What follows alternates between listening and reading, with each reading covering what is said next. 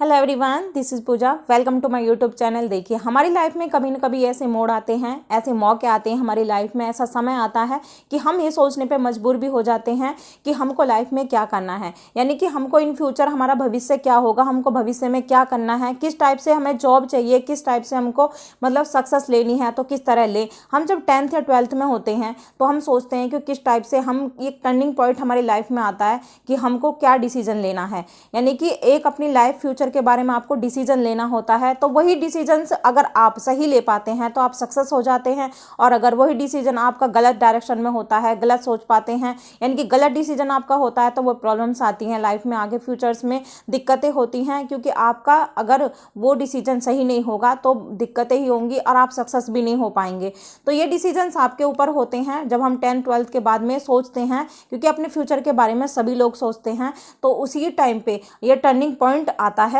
और ये मस्ट भी हो जाता है, ये इंपॉर्टेंट भी हो जाता है सभी को सोचने के लिए, क्योंकि फ्यूचर में ये बहुत ज़्यादा ज़रूरी होता है। देखिए, तो और इसमें क्या होता है कि बहुत सारे बच्चे 10th 12th के बाद में ये सोचते हैं कि हमको सिविल सर्वेंट में जाना है, यानी कि हमको यूपीएससी की तैयारी करनी है, यूपीएससी हमको क्लियर करना है, यूपीएससी पास करना है, या हमको आईएएस बनना है। तो बहुत से बच्चे इंटर में ही सोच लेते हैं ये, यानी 10th में या 12th में हमको मतलब वो डिसीजन लेते हैं कि हमको कैरियर कहाँ पे अपना ले जाना है, यानी कि अपने कैरियर में हमको क्या करना है। तो वो आईएएस बनने के लिए, यूपीएससी के लिए, देखिए सिविल सर्वेंट के लिए वो क्या करते हैं कि सबसे पहले उनको जानना होता है कि हमको क्या करना है आगे, यानी कि हमको क्या करना है, हम क्या करें, इस तरह से किस तरह हम पढ़ें, किस तरह से हम तैयारी करें, कहाँ से शुरू करें, जीरो से बिल्कुल कैसे करें जो हम फर्स्ट अटैम्प्ट में ही क्लियर कर दें। या आज हम इस वीडियो में इस टॉपिक पर ही बात करने वाले हैं कि हम 10th या 12th के बाद यूपीएससी की प्रिपरेशन कैसे करें, यानी कि सिविल सर्वेंट बनने के लिए किस तरह से तैयारी करें, कौन सा कोर्स हम ऐसा चूज़ करें कि जिससे हमको बेनिफिट हो आगे, और कौन से कोर्स को हम करें कि जिससे हम 10th 12th के बाद में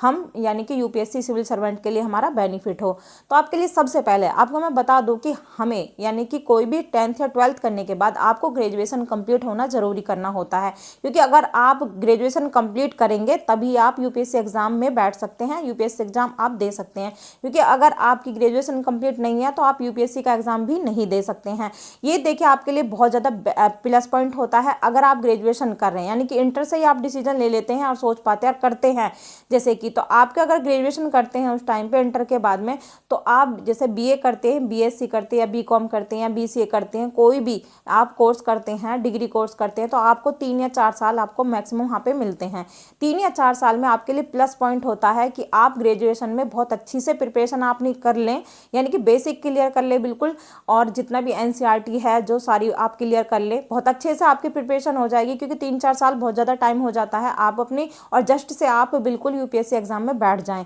यानी कि आप जैसे 21 वर्ष हो आपके और ग्रेजुएशन कंप्लीट हो तो आप अपने यूपीएससी का एग्जाम दे सकते हैं उस टाइम पे। तो आपके पास एक बहुत ज़्यादा प्लस पॉइंट होता है, तो उसी दौरान आपको अपनी प्रिपरेशन अच्छे से कर लेनी चाहिए, क्योंकि आप अपनी प्रिपरेशन रखेंगे अच्छी सी उसी दौरान तो आपका बेनिफिट। अब बात करते हैं, देखिए हम कौन से स्ट्रीम से लें, यानी कि कौन सी स्ट्रीम से हम ग्रेजुएशन करें। आपका देखिए कोई भी स्ट्रीम हो, यानी किसी भी स्ट्रीम से आप बीएससी कर रहे हो, या बीए कर रहे हो, या बीसीए कर रहे हो, या बीबीए कर रहे हो, या बीटेक आप कर रहे हो, कोई भी स्ट्रीम से आप कर रहे हो, उसमें आपका इंटरेस्ट होना बहुत ज़्यादा ज़रूरी है। अगर आपका इंटरेस्ट होगा उसमें तो आपके लिए वो बेनिफिट होगा, क्योंकि अगर आगे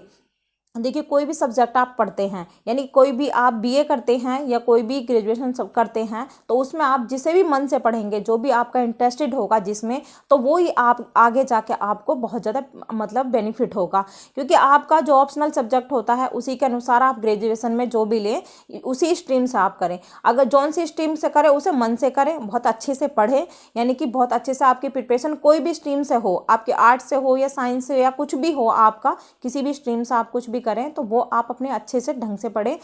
अब बात करते हैं देखिए सब्जेक्ट की, तो हम कौन सा सब्जेक्ट चूज़ करें। देखिए ये आपके लिए बेनिफिट होगा कि आप अपनी ग्रेजुएशन में जो भी सब्जेक्ट लें आप उसके लिए ऐसा सब्जेक्ट चूज़ करें जो आपके लिए मतलब एडवांटेज हो, यानी कि जो ऑप्शनल में आपका बेनिफिट हो। तो ये आपके लिए बहुत ज़्यादा ज़रूरी हो जाता है कि आप अपने ऑप्शनल में कौन सा सब्जेक्ट चूज़ करेंगे। तो इसीलिए जो भी सब्जेक्ट, ये कि आप बीए करें, बीसीए करें, तो इसमें अगर आप बीए करते हैं तो आप हिंदी ले सकते हैं, ज्योग्राफी ले सकते हैं, हिस्ट्री ले सकते हैं, इकोनॉमी इकोनॉमिक्स ले सकते हैं, पॉलिटिकल ले सकते हैं, ये बहुत अच्छे सब्जेक्ट्स होते हैं। आर्ट साइड में यानी बीए में, ग्रेजुएशन में ये बहुत अच्छे सब्जेक्ट होते हैं, तो इनमें आप जा सकते हैं। इनमें आप कोई भी सब्जेक्ट लेंगे अपने इंटरेस्ट के अनुसार आप करें, इंटरेस्ट के अनुसार लें, पर जिसको भी आप लेंगे देखिए उसी इस तरीके से आपको चूज़ करना है, क्योंकि आप अगर जिस तरह से चूज़ करेंगे वही ऑप्शनल में, मैंने फिर से बोला है कि ऑप्शनल में आपके बेनिफिट होगा, क्योंकि जैसे ही आप अगर चूज़ करते हैं उसमें तो जो ऑप्शनल सब्जेक्ट होता है हमारा, ऑप्शनल में पूरा क्राइटेरिया जो होता है हमारा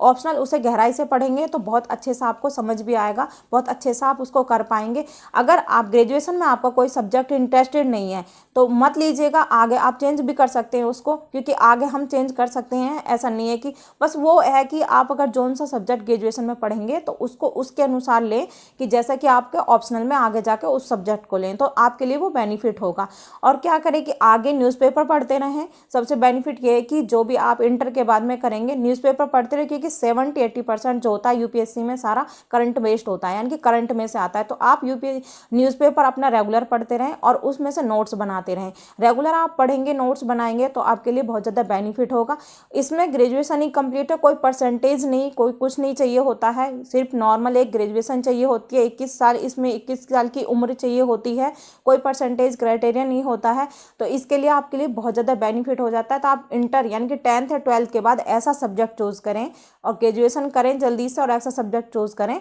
जो आपके लिए बेनिफिट हो आगे, और अपना न्यूज़पेपर पढ़ते रहें। तो उसी के लिए अगर मेरी वीडियो आपको पसंद आई हो तो कमेंट करके ज़रूर बताएं। कोई भी डाउट हो किसी भी तरह का तो कमेंट जरूर करना आप, और मेरी वीडियो को लाइक और चैनल को सब्सक्राइब जरूर कर लेना। Thank you so much.